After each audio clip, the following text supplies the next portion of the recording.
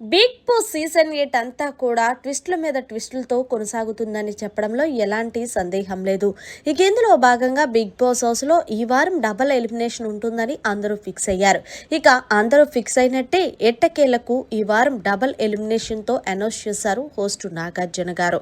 ఇక 13వ వారం ఎలిమినేషన్లో భాగంగా అది కూడా డబుల్ ఎలిమినేషన్లో భాగంగా మొదటగా టేస్టీ తేజ తన ప్రయాణాన్ని ముగించుకొని బిగ్ బాస్ హౌస్ నుంచి బయటకు వచ్చేశారని చెప్పాలి.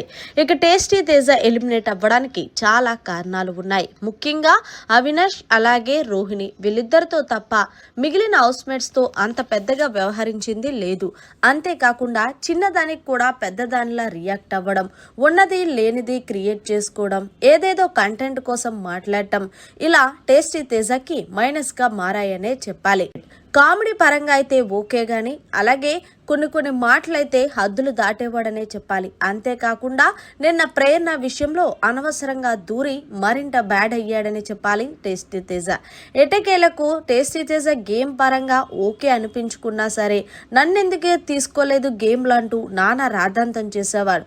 ఇదేం రాద్ధాంతం రా బాబు అంటూ బయట ఆడియన్స్ కి చిరాకు వచ్చిందో ఏమో. ఎట్టకేలకు మరి టేస్టీ తేజని డబుల్ ఎలిమినేషన్ లో భాగంగా ఈ వారం ఎలిమినేషన్ నుండి బయటకు తీసుకొచ్చేశారు. మరి మొత్తానికి టేస్టీ తేజ ఎలిమినేషన్ ఫేర్ అనుకుంటున్నారా అన్ఫేర్ అనుకుంటున్నారా అనేది కమెంట్ చేయండి.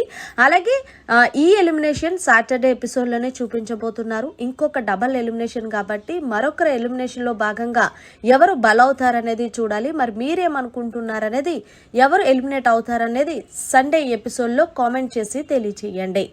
మరిన్ని లేటెస్ట్ లైవ్ అప్డేట్స్ కోసం చూస్తూనే ఉండండి మన ఛానల్.